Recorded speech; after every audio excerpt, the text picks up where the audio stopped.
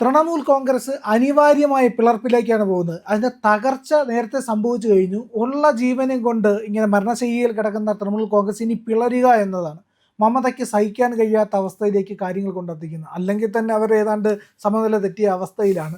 ഇനി ആ തൃണമൂൽ കോൺഗ്രസിൻ്റെ പിളർപ്പ് എങ്ങനെ ഉറപ്പിക്കാം? അല്ല, ഇപ്പം തന്നെ ഏതാണ്ട് ഒരു എന്താ പറയുക, ഒരു തൃണവൽക്കരിക്കപ്പെട്ട ഒരു അവസ്ഥയിൽ തൃണമൂൽ കോൺഗ്രസ്സായി മാറിക്കഴിഞ്ഞു. കാരണം മമതാ ബാനർജിക്ക് ഈ തോൽവിക്ക് ശേഷം അവരുടെ ഓരോ നീക്കങ്ങളും പാളിപ്പോവുകയാണ് ചെയ്യുന്നത്. ഏതെങ്കിലും ഈ ശരിക്കും പറഞ്ഞാൽ അവരുടെ ഒരു പാർട്ടിയുടെ ഇൻ്റലിജൻസ് സംവിധാനം പോലും ഇപ്പോൾ പ്രവർത്തിക്കുന്നില്ല. അത് പ്രവർത്തിച്ചിരുന്നു എങ്കിൽ അവർ കഴിഞ്ഞ ദിവസം MLA-മാരുടെ മീറ്റിംഗ് വിളിക്കില്ലായിരുന്നു. വലിയ അബദ്ധമാണ്. കാരണം ഇത്രയും വലിയ രാഷ്ട്രീയ പാരമ്പര്യമുള്ള, കാരണം വളരെയധികം രാഷ്ട്രീയ പാരമ്പര്യമുള്ള വ്യക്തിയാണ് മമതാ ബാനർജി.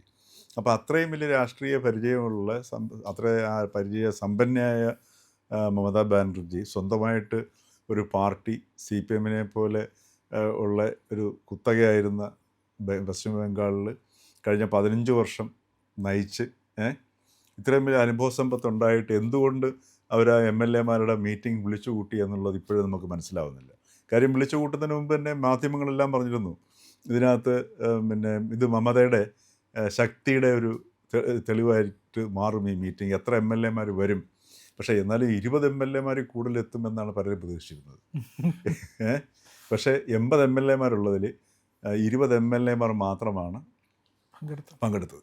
മാത്രമല്ല, ഇപ്പോൾ അഭിഷേക് ബാനർജിയും കല്യാൺ ബാനർജിയും ആക്രമിച്ചതും തൃണമൂൽ കോൺഗ്രസ്സുകാരാണെന്നാണ് പറയുന്നത്. BJP പറഞ്ഞു നോക്കി, നടന്നില്ല.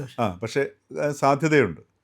കാരണം ഇതിപ്പോൾ എന്താ പ്രശ്നം എന്ന് വെച്ചാൽ, ഇപ്പോൾ അവിടെ ഈ തൃണമൂൽ കോൺഗ്രസ് നേരിടുന്ന ഏറ്റവും വലിയൊരു പ്രശ്നം എന്ന് വെച്ചാൽ, തൃണമൂൽ കോൺഗ്രസ് ഈ മമത ഇതിനൊരു ഫ്രാഞ്ചൈസി മോഡലിലാണ് നടത്തിക്കൊണ്ടിരുന്നത്. അതായത് ഒരു പ്രദേശത്തെ ഒരു ആ ഗുണ്ടാ തലവന് മമതാ ബാനർജി ഈ തൃണമൂൽ കോൺഗ്രസിൻ്റെ ഇത് ലേബൽ കൊടുക്കുകയാണ് ചെയ്യുന്നത്. അപ്പോൾ അദ്ദേഹമാണ് പിന്നെ അവിടെ നിശ്ചയിക്കുന്നത്. അപ്പോൾ ഈ ഗുണ്ടയെ പേടിച്ചിട്ട് അദ്ദേഹത്തിൻ്റെ കീഴിൽ പറയുന്നവർക്ക് വോട്ട് ചെയ്ത് ഈ നിയമസഭയിലേക്കാണെങ്കിൽ നിയമസഭ, ലോക്സഭയിലാണെങ്കിൽ ലോക്സഭ, അങ്ങനെ വോട്ട് ചെയ്യുക. ആ പ്രദേശം മുഴുവൻ ഈ ഗുണ്ടയുടെ ഭരണത്തിന് കീഴിലാവും. ഇങ്ങനെയുള്ള ഒരു ഫ്രാഞ്ചൈസി മോഡൽ അതിൻ്റെ ഏറ്റവും മോശപ്പെട്ട അവസ്ഥയിലെത്തുകയായിരുന്നു ഈ ഒരു സാഹചര്യത്തിൽ. ആ അക്രമം അതിൻ്റെ ഒരു എല്ലാ ലെവലും കടന്നുപോയി. പക്ഷേ ഇപ്പോൾ ഈ BJP സർക്കാർ അധികാരത്തിൽ, അതുകൊണ്ടാണ് ഇത്രയധികം ഒരു ഈ BJP പോലും വിചാരിക്കാത്ത അത്ര ഒരു ഭൂരിപക്ഷത്തിലേക്ക് BJP വിജയിക്കാൻ കാരണമായ അതുകൊണ്ടാണ്. ഇപ്പം എന്താ പ്രശ്നം എന്ന് വെച്ചാൽ, BJP സർക്കാർ, ഈ സുവേന്ദു അധികാരിയുടെ ഗവൺമെൻറ് ഈ ലോക്കൽ ഗുണ്ടകളെ മുഴുവൻ പിടിച്ചിട്ട് അടിവസ്ത്രം ഇട്ടിട്ട് ഇടിയിപ്പിച്ച് തെരുവിലൂടെ നടത്തിയാണ് അറസ്റ്റ് ചെയ്ത് കൊണ്ടുപോകുന്നത്. അതുപോലെ തന്നെ കൗൺസിലറെ ഓടിച്ചിട്ട് അടിക്കുന്ന രംഗം ഉണ്ടായിരുന്നു. അപ്പോൾ ഇത്തരത്തിലൊരു പ്രക്രിയ അവിടെ പാരലായിട്ട് നടക്കുന്നുണ്ട്. ഇതുകൊണ്ടാണ് ഈ തൃണമൂൽ കോൺഗ്രസിൻ്റെ ഇനി ഇതിന് രക്ഷയില്ല എന്നുള്ള തിരിച്ചറിവ്. അതായത് ഒന്നാമത്തെ പശ്ചിമ ബംഗാളിലുള്ള ജനങ്ങൾക്കെല്ലാം ഈ ഒരു ചരിത്രബോധമുണ്ട്. കാരണം 2011 ആയപ്പോഴത്തേക്ക് CPM-ൽ നിന്ന് മാറി നേരെ ഈ CPM-നെ അനുകൂലിച്ചിരുന്ന അണികൾ മുഴുവൻ അതേ അക്രമ സ്വഭാവത്തോടു കൂടി, കൂടുതൽ വീര്യത്തോടു കൂടി തൃണമൂലിൻ്റെ കീഴിലേക്ക് വന്നു. 15 കൊല്ലം മമതയുടെ കീഴിൽ ആ അക്രമ സ്വഭാവം ഒരു ഗുണ്ടാ സംഭവത്തിൻ്റെ ഒരു കൃത്യമായ ഒരു രൂപത്തിലേക്ക് മാറി ആ ഘട്ടത്തിലാണ് ഇപ്പോൾ വീണ്ടും ഒരു മാറ്റം വന്നിരിക്കുന്നത്. അതും ഈ BJP കിട്ടിയ വോട്ടുകളിൽ നല്ല ശതമാനം ഈ തൃണമൂലിൽ നിന്ന് വോട്ടുകളാണ്. അത് നമ്മൾ മനസ്സിലാക്കണം. അപ്പോൾ ഇങ്ങനൊരു സാഹചര്യം വന്നപ്പോഴത്തേക്കാണ് ഇനി മമതയ്ക്ക് പശ്ചിമ ബംഗാളിൽ ഇനി സാധ്യതയില്ല എന്നുള്ളത് അവിടെ തിരിച്ചറിഞ്ഞതിൻ്റെ പശ്ചാത്തലത്തിലാണ് മമതാ ബാനർജി കഴിഞ്ഞ ദിവസം വിളിച്ച MLA-മാരുടെ മീറ്റിങ്ങിൽ 80 MLA-മാരിൽ 60 പേരും വരാതെ മാറിയുന്നത്. അതോടൊപ്പം തന്നെ ഇത്തരത്തിലുള്ള ആക്രമണങ്ങൾ, ഇത് ഇപ്പം വളരെ വിദഗ്ധമായിട്ട് ഈ പറഞ്ഞതുപോലെ ഇത് തൃണമൂൽ കോൺഗ്രസ്സുകാർ തന്നെയാണ് ആക്രമിച്ചതെന്ന് തെളിയിക്കത്തക്ക രീതിയിലേക്ക് അടുത്ത BJP സർക്കാരും പോകുന്നു. ഇതിനോടൊപ്പം തന്നെ മറ്റൊരു സംഗതി നടക്കുന്നുണ്ട്. അവിടെ ഹക്കിംപൂർ ബംഗ്ലാദേശായിട്ടുള്ള ബോർഡറിൽ, ആ ബംഗ്ലാദേശായിട്ടുള്ള ബോർഡറിൽ ഇപ്പോൾ ജനങ്ങളെ കൊണ്ട് നിറയുകയാണ്. എന്താണെന്ന് വെച്ച് കഴിഞ്ഞാൽ, അനധികൃതമായിട്ട് ബംഗ്ലാദേശിൽ നിന്ന് വന്ന ആൾക്കാർ തിരിച്ചു പോകാൻ വേണ്ടിയിട്ട്. കാര്യം അവർക്കിനി ഇവിടെ നിൽക്കാൻ പറ്റില്ല എന്ന് മനസ്സിലായി. വളരെ അതുപോലെ എല്ലാ ജില്ലകളിലും ഹോൾഡിംഗ് സെൻറ്റേഴ്സ്, അതായത് ഈ യഥാർത്ഥ രേഖകളില്ലാത്ത അല്ലെങ്കിൽ ഇന്ത്യക്കാരാണെന്ന് തെളിയിക്കാൻ പറ്റുന്ന രേഖകളില്ലാത്തവരെ അറസ്റ്റ് ഇടാൻ വേണ്ടിയിട്ട് എല്ലാ ജില്ലകളിലും ഹോൾഡിംഗ് സെൻറ്റേഴ്സ് സ്റ്റാർട്ട് ചെയ്യാനായിട്ടുള്ള നടപടിയും ആരംഭിച്ചു കഴിഞ്ഞു. അപ്പോൾ അതിശക്തമായിട്ട് ഈ ബംഗ്ലാദേശ് അനധികൃത കുടിയേറ്റക്കാർക്കെതിരെ ഈ സർക്കാർ നീങ്ങുന്നുണ്ട്. അതാണ് പറഞ്ഞ സുവേന്ദു അധികാരിയുടെ ഡിറ്റക്ട്, ഡെലീറ്റ്, ഡീപോർട്ട് 3Ds. അപ്പോൾ അത് വളരെ ശക്തമായിട്ട് ഇപ്പോൾ നടന്നുകൊണ്ടിരിക്കുകയാണ് ചെയ്യുന്നത്.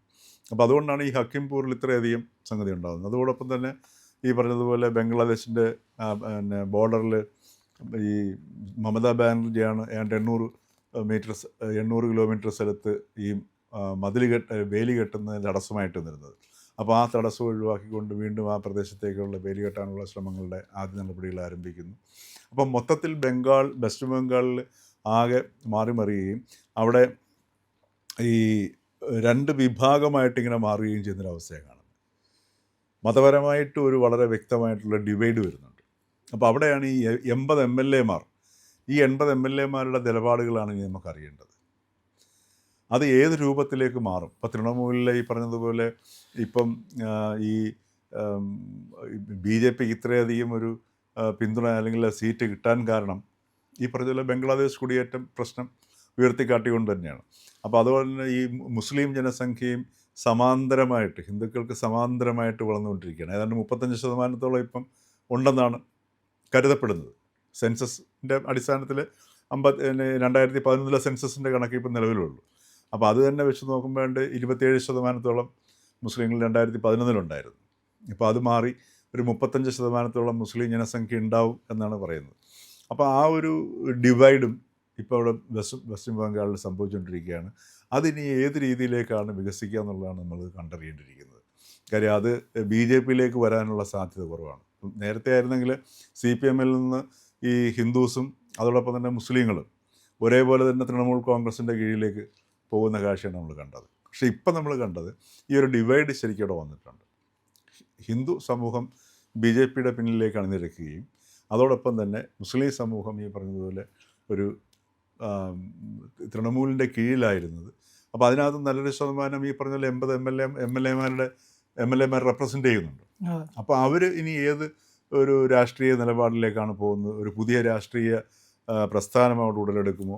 എന്തായാലും മമതയുടെ കാലം കഴിഞ്ഞു എന്നുള്ള ഉറപ്പാണ്. ഇനിയിപ്പോൾ ഒരു മീറ്റിംഗ് വിളിക്കുകയാണെങ്കിൽ 20 MLA-മാർ പോലും വരില്ല.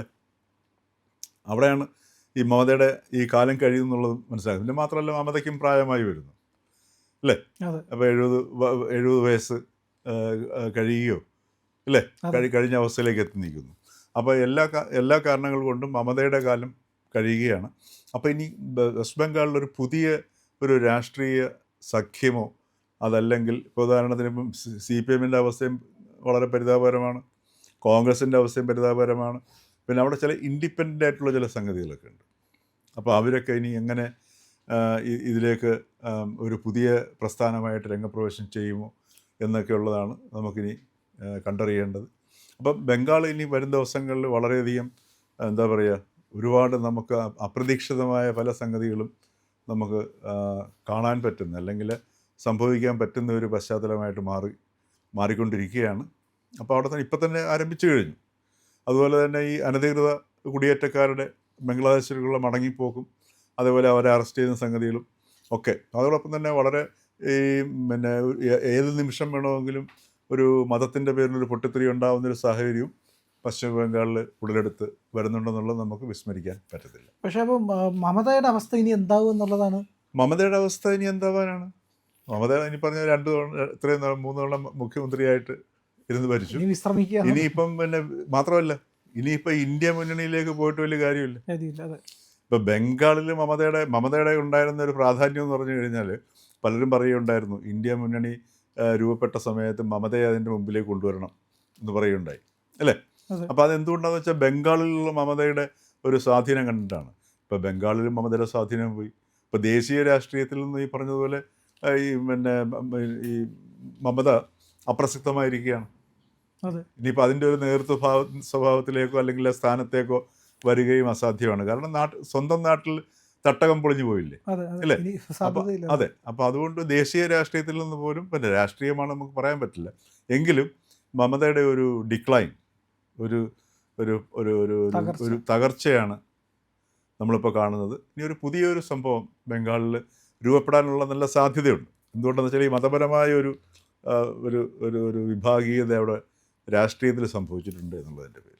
പ്രിയപ്പെട്ട പ്രേക്ഷകരെ, ഞങ്ങൾ ഇന്ത്യ ലൈവ് പതിവ് പോലെ നമ്മൾ പറയുകയാണ്, മാധ്യമങ്ങളിൽ വരാത്ത, മറ്റു മാധ്യമങ്ങൾ പറയാത്ത വാർത്തകളാണ് നിങ്ങളുടെ മുന്നിലേക്ക് കൊണ്ടുവരുന്നത്.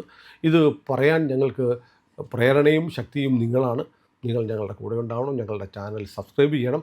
നമുക്കൊരു ചാനൽ കൂടിയുണ്ട്, C4N, C4N മലയാളം. കൂടുതൽ വാർത്തകൾ നമ്മുടെ ഈ പ്ലാറ്റ്ഫോമിൽ തന്നെ കൊടുക്കാൻ കഴിയാത്തതുകൊണ്ടാണ് C4Nൽ പുതിയ വാർത്തകൾ കൊടുക്കുന്നത്. അപ്പോൾ ആ ചാനലും കൂടി ഒന്ന് സബ്സ്ക്രൈബ് ചെയ്യണം. ഇന്ത്യ ലൈവ് ഉറപ്പായിട്ടും ചെയ്യണം.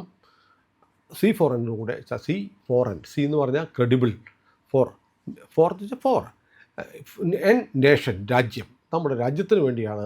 രാജ്യം വിട്ട് ഒരു കാര്യവും ഇന്ത്യ ലൈവിനില്ല. അതുകൊണ്ട് ഞങ്ങളുടെ കൂടെ ഉണ്ടാവണം എന്നുകൂടി അഭ്യർത്ഥിക്കുന്നു.